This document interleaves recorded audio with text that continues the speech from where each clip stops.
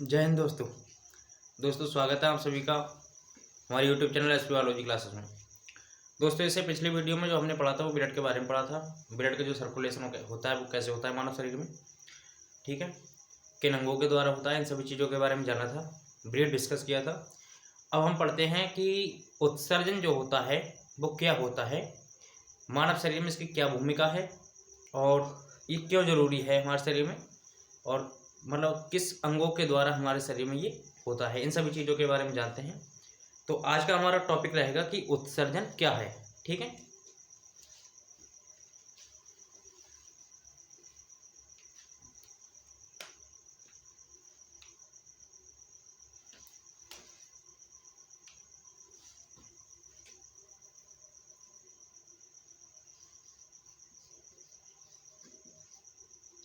Excretion, ठीक है। Excretion के बारे में आज हम पढ़ेंगे। एक्सक्रीशन कहते किसे हैं?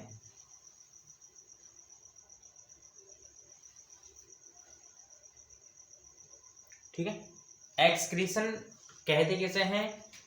एक्सक्रीशन होता है उत्सर्जन, हिंदी में क्या कहते हैं इसे? उत्सर्जन, ठीक है। एक्सक्रीशन का मतलब होता है बॉडी से अनुपयोगी पदार्थों को बाहर निकालना, ठीक है। यह क्रिया क्या कहलाती है? उत्सर्जन कहलाती है या एक्सक्रीशन कहलाती है।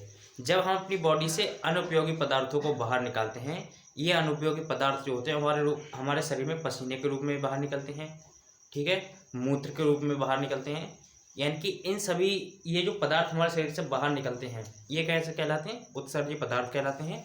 और यह क्रिया क्या कहलाती है? उत्सरण कहलाती है, ठीक है। जब हम लोग खाना खाते हैं तो खाना खाने के बाद क्या होता है, जो हमारा भोजन जो होता है वो पचता है हमारे शरीर में, ठीक है। अब हमारे स्टमक में जाके पचता है भोजन, उसके बाद में इंटेस्टाइन में जाता है, छोटी आंत में जाता है, ठीक है। छोटी आंत में क्या होता है, भोजन को ब्लड के द्वारा एब्जॉर्ब कर लिया जाता है, अवशोषित कर लिया जाता है। ये अवशोषित किया गया भोजन जो होता है वो रक्त के साथ मिलकर हमारे शरीर के सभी भागों में जाता है, ठीक है। अब सभी भागों में भोजन जाता है तो भोजन में कार्बोहाइड्रेट, फैट, प्रोटीन, ये सारी चीज़ें जो होती हैं उसमें मिक्स होती हैं। अब ये भोजन जो होता है बॉडी के सभी भागों में जाता है, तो सभी भाग जो होते हैं वो कोशिकाओं से मिलकर बने होते हैं, ठीक है।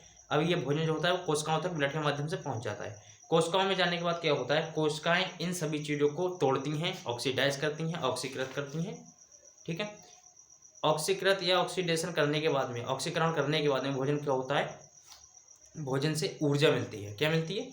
ऊर्जा मिलती है, ठीक है। जब भोजन ऑक्सीडाइज हो जाता है, ऑक्सीकरण हो जाता है भोजन का, उसके बाद क्या होता है, भोजन से ऊर्जा मिलती है, ठीक है। जब ऊर्जा मिलती है तो उस टाइम पे वो जो ऊर्जा मिलती है हमें वो ऑक्सीजन की प्रेजेंस में मिलती है, यानी कि ऑक्सीजन जब उपस्थित होती है तो भोजन का ऑक्सीकरण होता है, उसी टाइम पर ऊर्जा का निर्माण होता है हमारी बॉडी में। या सेल जो होती हैं, या सेल में जो एक माइटोकॉन्ड्रिया पाई जाती है वो ऊर्जा का निर्माण करती है, ठीक है। अब ये ऊर्जा ऑक्सीजन की प्रेजेंस में मिलती है, तो वो ऑक्सीजन जब भोजन एनर्जी बन जाती है हमारे शरीर में, तो वो ऑक्सीजन किस में चेंज हो जाती है? कार्बन डाइऑक्साइड में चेंज हो जाती है, ठीक है।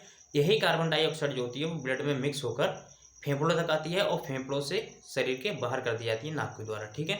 तो फेफड़े भी क्या करते हैं, एक प्रकार के उत्सर्जन हैं, ये भी उत्सर्जन में हेल्प करती हैं। और किसका उत्सर्जन करती है? कार्बन डाइऑक्साइड का उत्सर्जन करते हैं हमारे शरीर से, ठीक है।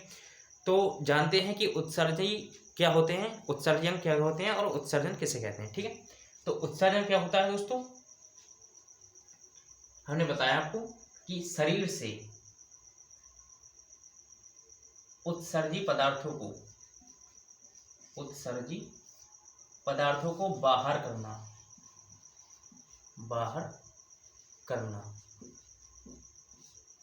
शरीर से, ठीक है।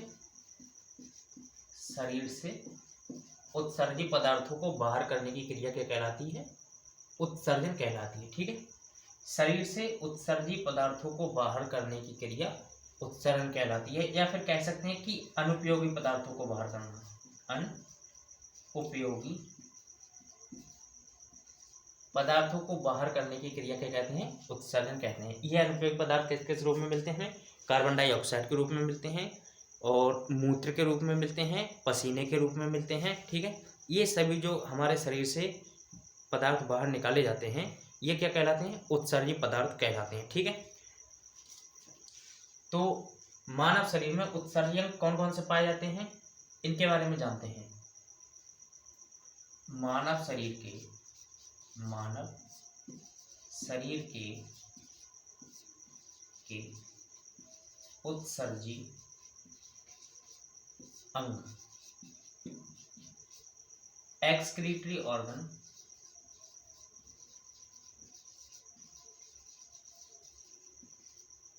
Of human body. ठीक है, तो ह्यूमन बॉडी में दोस्तों जो मेन एक्सक्रीटरी ऑर्गन होते हैं वो किडनी होती हैं, वृक्क होते हैं, गुर्दे होते हैं। ठीक है, किडनी को ही वृक्क कहते हैं और गुर्दे कहते हैं। मुख्य उत्सर्जन कौन से होते हैं, मुख्य उत्सर्जी अंग कौन से होते हैं दोस्तों, किडनी। किडनी को ही क्या कहते हैं, वृक्क कहते हैं या गुर्दा कहते हैं। ठीक है, किडनी को ही क्या कहते हैं, वृक्क कहते हैं, गुर्दा कहते हैं। अब बात करते हैं कि किडनी का साइज जो होता है वो कितना होता है। किडनी का साइज जो होता है वो, इसकी लंबाई जो होती है वो 10 सेंटीमीटर होती है। ठीक है, और इसकी चौड़ाई जो होती है वो 5 सेंटीमीटर होती है। ठीक है, किडनी की जो लंबाई होती है वो 10 सेंटीमीटर होती है और किडनी की चौड़ाई जो होती है वो 5 सेंटीमीटर होती है। ठीक है, अब देखते हैं कि किडनी का स्ट्रक्चर होता कैसे है। स्ट्रक्चर के बारे में हम थोड़ी देर में बात करेंगे, पहले उससे जान लेते हैं कि मुख्य उत्सर्जी अंग हमारे हो गए किडनी, वृक्क और गुर्दा। ठीक है, उसके बाद उत्सर्जी अंग जो होते हैं, इन अंगों के अलावा और भी हमारे शरीर में उत्सर्जी अंग होते हैं, जैसे स्किन। ठीक है, स्किन के द्वारा दोस्तों क्या निकलता है हमारे शरीर से, पसीना निकलता है। और किडनी जो निकालती है, किडनी के द्वारा उत्सर्जी पदार्थ कौन सा निकलता है, मूत्र निकलता है। ठीक है, क्या निकलता है, मूत्र निकलता है, यूरिन निकलती है। इस यूरिन में क्या क्या होता है, यूरिन जो होती है इसमें क्या क्या होता है, यूरिया होती है। क्या होती है, यूरिया। और यूरिया का निर्माण कौन करता है, लीवर करता है। ठीक है, कौन करता है, लीवर। मानव के शरीर में यूरिया का निर्माण कौन करता है, लीवर करता है। यानी कि मुख्य उत्सर्जन कौन सा होगा, किडनी, वृक्क या गुर्दे। ठीक है, गुर्दे किसका निर्माण करते हैं, यूरिन का निर्माण करते हैं। यूरिन का निर्माण जो, यूरिन में क्या पाया जाता है, यूरिया पाई जाती है और यूरिया का निर्माण कहाँ होता है, लीवर में होता है। ठीक है, उसके बाद बात करते हैं कि स्किन भी एक उत्सर्जी अंग होता है हमारे शरीर का। दोस्तों जो स्किन जो होती है वो हमारे शरीर का सबसे लार्जेस्ट ऑर्गन होता है। सबसे बड़ा ऑर्गन कौन सा होता है हमारे शरीर में, स्किन। ठीक है, स्किन क्यों, क्योंकि हमारे शरीर में ऊपर से लेकर नीचे तक, यानी कि सिर से लेकर पैरों तक, ये पूरे शरीर में फैला हुआ होता है। ठीक है, तो सबसे बड़ा अंग जो कौन सा होता है हमारे शरीर का, स्किन होता है। ठीक है, स्किन में क्या होता है, छोटे छोटे पोर्स पाए जाते हैं जिन्हें हम श्वेत ग्रंथियां कहते हैं। स्किन में क्या पाए जाते हैं, स्किन से क्या निकलता है, पसीना निकलता है। और किसके द्वारा निकलता है, श्वेत ग्रंथियों के द्वारा, श्वेत ग्रंथियों के द्वारा,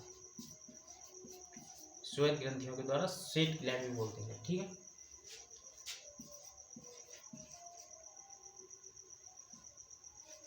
स्वेट ग्लैंड्स, इनके द्वारा जो है वो पसीना बाहर निकलता है। ठीक है, अब उसके बाद बात करते हैं कि लंग्स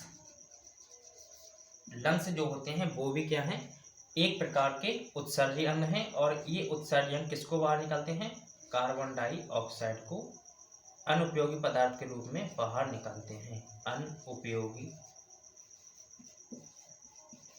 अनुपयोगी पदार्थ के रूप में बाहर निकालते हैं। ठीक है दोस्तों, तो समझ में आया क्या क्या होते हैं।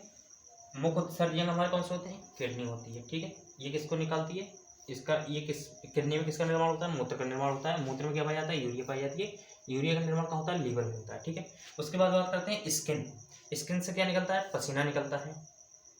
पसीना निकलता है किसके द्वारा है, स्किन में श्वेत ग्रंथियों के द्वारा, इन्हें स्वेट ग्लैंड भी कहते हैं। ठीक है, उसके बाद बात करते हैं कि लंग्स में कार्बन डाइऑक्साइड जाती है बॉडी से, बॉडी की सभी सेल जो होती हैं वो कार्बन डाइऑक्साइड का फॉर्मेशन करती हैं, ठीक है, कार्बन डाइऑक्साइड निर्माण करती हैं, यानी कि जो ऑक्सीजन जाती है उसे कार्बन डाइऑक्साइड में चेंज कर देती हैं जब वो एनर्जी का निर्माण होता है उस समय।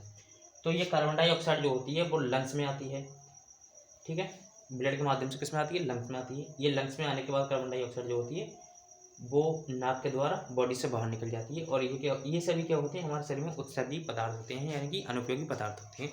अगर हमारे शरीर में अनुपयोगी पदार्थ रहते हैं, ठीक है, तो हमें विभिन्न प्रकार की दिक्कत होने लगेंगी, यानी कि व्यक्ति को जीवन जीने में असमर्थता होगी, या व्यक्ति जो है वो अपना जीवन नहीं जी पाएगा। क्योंकि जब हमारे शरीर में हानिकारक पदार्थ होंगे तो हम कैसे जीवन जी सकते हैं अपना, नहीं जी सकते, सीधी सीधी बात है। जब हमारे शरीर में हानिकारक जो वस्तुएं होंगी या हानिकारक जो पदार्थ होंगे तो वो हमें क्या करेंगे, बीमारियां उत्पन्न करेंगे, जिसकी वजह से हम जीवन जी ही नहीं सकते अपना। तो इन सभी चीज़ों से बचने के लिए हमारा शरीर जो है वो एक स्पेशल टाइप ऑफ फंक्शन करता है, या स्पेशल प्रकार का फंक्शन करता है, जिसके द्वारा अनुपयोगी पदार्थों को बाहर निकाला जाता है। यही क्रिया क्या कहलाती है, उत्सर्जन कहलाती है, ठीक है।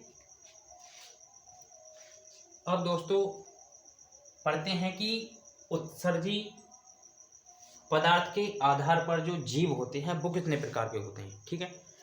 उत्सर्जी पदार्थ के आधार पर जो जीव होते हैं वो कितने प्रकार के होते हैं, इन चीज़ों के बारे में जानते हैं।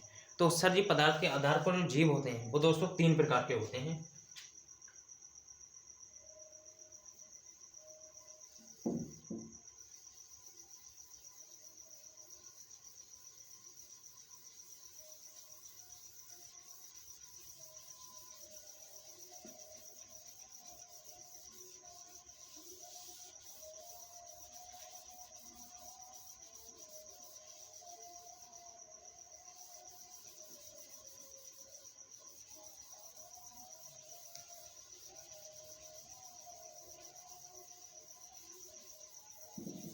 ठीक है, अब जानते हैं कि उत्सर्जी पदार्थ के आधार पर जो जीव होते हैं वो कितने प्रकार के होते हैं।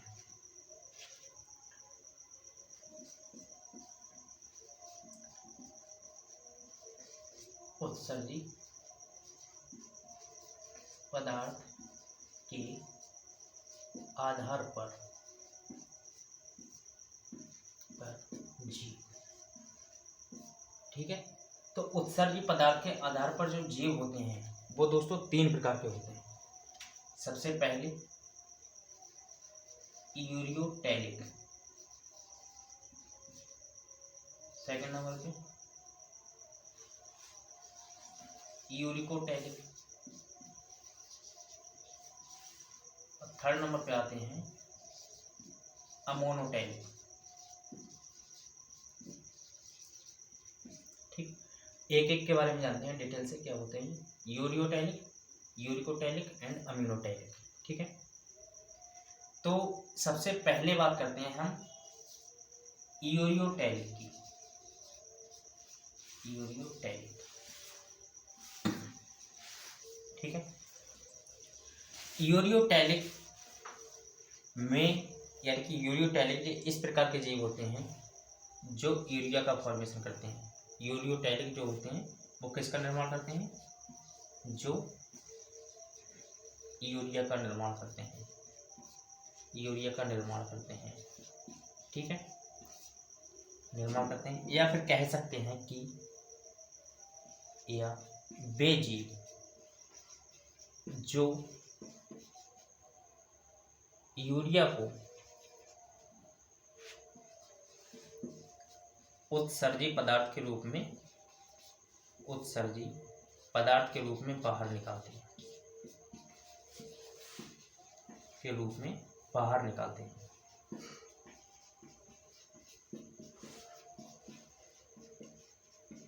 ठीक है। वे जीव जो यूरिया को उत्सर्जी पदार्थ के रूप में बाहर निकालते हैं। इससे पहले हमने आपको बताया था कि यूरिया का निर्माण जो होता है वो कहाँ होता है, यूरिया का निर्माण, यूरिया का निर्माण किसमें होता है, लीवर में होता है। यूरिया का निर्माण लीवर में होता है, ठीक है। यूरिया का निर्माण किसमें होता है, लीवर में होता है, ठीक है। उसके बाद बात करते हैं यूरिकोटैलिक।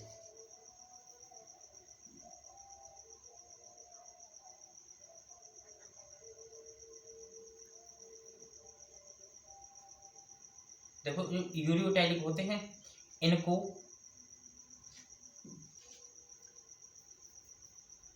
ज़्यादा पानी की आवश्यकता नहीं होती अपनी बॉडी से एक्सक्रीटरी प्रोडक्ट को बाहर निकालने के लिए, यानी कि उत्सर्जी पदार्थ को बाहर निकालने के लिए ज़्यादा जल की आवश्यकता नहीं होती। ठीक है, सेकंड नंबर पे हम पढ़ते हैं यूरिकोटैलिक। ये जो जीव होते हैं ये अपने उत्सर्जी पदार्थ को क्रिस्टल के रूप में निकालते हैं। किसके रूप में निकालते हैं? क्रिस्टल के रूप में निकालते हैं। क्रिस्टल के रूप में निकालते हैं, क्रिस्टल के रूप में एक्सक्रीटरी प्रोडक्ट को। ठीक है, एक्सक्रीटरी प्रोडक्ट को, या फिर कह सकते हैं कि उत्सर्जित पदार्थ को, प्रोडक्ट को क्रिस्टल के रूप में निकालते हैं। देखिए इनका एग्जाम्पल जो यूरियोटैलिक है, इनका एग्जाम्पल है ह्यूमन बीइंग। ठीक है, और जो यूरिकोटैलिक है इसका एग्जाम्पल है बर्ड्स। जो पक्षी होते हैं ये क्या करते हैं? अपने उत्सर्जी पदार्थ को बाहर निकालने के लिए इन्हें बहुत ही कम, यानी कह सकते हैं कि ना के समान जल की आवश्यकता होती है। ठीक है, इसलिए इनका जो उत्सर्जी पदार्थ होता है वो क्रिस्टल के रूप में होता है। आपने कभी देखा होगा कि जो बर्ड्स होते हैं, ठीक है, इनका जो उत्सर्जी पदार्थ होता है तो उस उत्सर्जी पदार्थ में क्रिस्टल जैसी संरचना दिखाई देती है। ठीक है, यानी कि मतलब small small dots like structure show होते हैं इस टाइप से। ठीक है, तो इनका उत्सर्जी पदार्थ जो होता है वो किसके रूप में निकलता है? क्रिस्टल के रूप में बाहर निकलता है, और लेस अमाउंट ऑफ वाटर की आवश्यकता होती है, यानी कि बहुत कम जल की आवश्यकता होती है। कैसी आवश्यकता होती है? लेस अमाउंट ऑफ वाटर, बहुत कम जल की आवश्यकता होती है। ठीक है, कैसी आवश्यकता होती है? जल की बहुत कम आवश्यकता होती है यूरिकोटैलिक जीवों को अपने शरीर से एक्सक्रीटरी प्रोडक्ट को बाहर निकालने के लिए, और इसका एग्जाम्पल क्या है? बर्ड्स। ठीक है, उसके बाद बात करते हैं कि अमोनोटैलिक क्या होते हैं। अमोनोटैलिक, ठीक है, अमोनोटैलिक जीव जो होते हैं ऐसे जीव जो अपनी बॉडी से अमोनिया को एक्सक्रीटरी प्रोडक्ट के रूप में बाहर निकालते हैं। ऐसे जीव जो अमोनिया को उत्सर्जी पदार्थ के रूप में बाहर निकालते हैं। किसके रूप में? उत्सर्जी पदार्थ के रूप में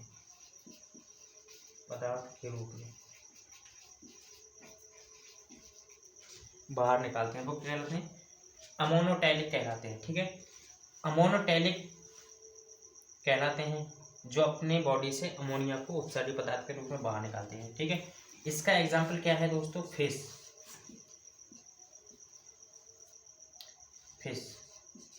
मछली। ठीक है, मछली इसका एग्जाम्पल है क्योंकि मछली में जो फॉर्मेशन होता है एक्सक्रीटरी प्रोडक्ट का या उत्सर्जी पदार्थ का फॉर्मेशन होता है वो किसका निर्माण करती है? अमोनिया का निर्माण करती है मछली। ठीक है, मछली ये क्या है? जलीय जंतु है, ये जल में रहने वाला जीव है, तो किसका निर्माण करता है? ये अमोनिया का निर्माण करता है। ठीक, अच्छा, इसके लिए आपके लिए क्वेश्चन है, जिसको भी क्वेश्चन का आंसर पता हो वो कमेंट कर देना। ठीक है, पहले से पता हो वो कमेंट कर देना, और नहीं पता हो तो मैं भी बता रहा हूँ आपको। क्वेश्चन ये है कि मछली के शरीर में अमोनिया का निर्माण हो रहा है, और अमोनिया जो है वो मछली के लिए बहुत हानिकारक है। कैसा है? बहुत हानिकारक है। फिर भी अमोनिया का निर्माण जो है वो मछली के शरीर में हो रहा है, और अमोनिया जो है मछली के लिए बहुत हानिकारक है। ठीक है, फिर ये जल में रहती है तो अपना एक्सक्रीटरी प्रोडक्ट जो है वो जल में ही छोड़ती है। अब जल में रह रही है, जल में भी अमोनिया है, इसकी बॉडी में भी अमोनिया है, फिर भी मछली नहीं मरती। इसका क्या रीज़न हो सकता है? तो दोस्तों इसका रीज़न एक ही है कि जब अमोनिया मछली की बॉडी में ज़्यादा लंबे समय तक रहेगी, ठीक है, अमोनिया मछली के शरीर में जब ज़्यादा लंबे समय तक रहेगी तो उसकी वजह से मछली की मौत हो सकती है। बट ज़्यादा लंबे समय तक न रहने से, और ये जो अपना एक्सक्रीटरी प्रोडक्ट अमोनिया होता है मछली का वो जल में छोड़ देती है। जल में ऐसा तो नहीं है कि जल का तालाब इतना बड़ा है, उसमें मछलियाँ कम हैं या फिर ज़्यादा भी मछलियाँ हैं, लेकिन तालाब में जो पानी है उसकी मात्रा जो है वो बहुत ज़्यादा है, मछलियों की मात्रा कम है, मछली की क्वांटिटी जो है कम है। तो जब ये अपना अमोनिया को जल में छोड़ेगी, जल में रिलीज़ करेगी, जल में निकालेगी, तो उसकी जो सांद्रता होगी वो कम हो जाएगी, यानी कि जब तक इसकी बॉडी में रहेगी तब तक ज़्यादा विषैली रहेगी वो। जब इतना सारा जल रहेगा, जब इसमें जल में